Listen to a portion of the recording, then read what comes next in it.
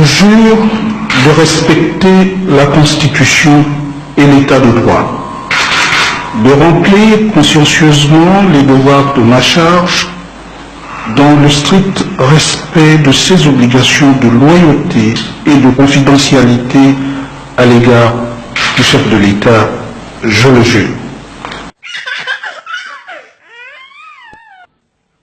Il s'appelle Maganga Moussabou. Vous savez, moi, je n'ai pas l'habitude de parler de ces gens-là. Parce que Maganga Moussabou, c'est quelqu'un, moi, je ne dirais même pas, c'est un extraterrestre. Parce que quand il descend quelque part, il rencontre des histoires. Voilà quelqu'un qui a été mon ministre, qui a été mon conseiller, qui a été mon ministre. Et partout, il dit, oh, monsieur Bobo, est-ce que je le connais? Je ne le connais pas. Alors, il veut peut-être en disant cela que je parle de lui, mais je ne parlerai pas. Des observations à faire. Nous nous retrouvons ici devant une situation où la clé de voûte des institutions, le président de la République, qui prête serment devant la Cour constitutionnelle, gardienne de ce serment, que celui-là vienne à ignorer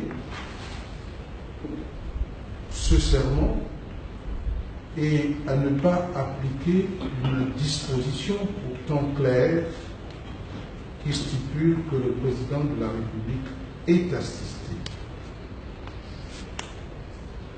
par un vice-président de la République. Oui. Mais votre candidat, laissez-moi terminer, votre candidat, en créant des agences, non seulement Omar Bongo a paresseusement pris les moyens de l'État pour les mettre ensuite à la disposition de sa progéniture, qui n'est pas le peuple gabonais, mais Ali Bongo a mis en place une pompe à assécher les finances publiques. Lorsque mes amis de l'opposition, pour ne pas les citer, Zachary Miboto et Egendon, parlent d'un projet de révision constitutionnelle qui consacrerait la monarchisation du Gabon, ils insultent pour ma part ma probité et ma détermination qu'ils connaissent bien de faire aboutir un véritable projet démocratique dans notre pays. Je ne vais pas revenir sur nos conversations où le rêve de certains aurait été de prendre le pouvoir et de s'asseoir dessus en ignorant royalement un peuple dont on ne se servirait que pour la seule reconquête du pouvoir. Je ne vais pas revenir sur le fait que le renouvellement sans limite du mandat présidentiel n'est pas le fait du dialogue politique de Libreville, mais est lié à des turpitudes de ceux-là qui se reconnaîtront et qui ont proposé et soutenu de revenir sur les décisions de la conférence nationale.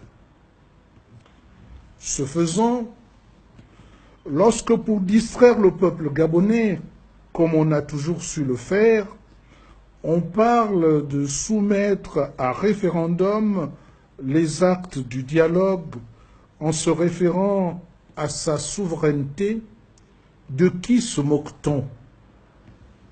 Si on n'a pas foi en notre capacité de changer par le vote le cours de nos vies et ainsi de tenir compte du choix d'un peuple libre à même de limiter le mandat du président de la République, comment peut-on alors en même temps préconiser que par le biais d'un référendum, ce même peuple se fasse entendre et exprime un oui ou un non franc par son vote.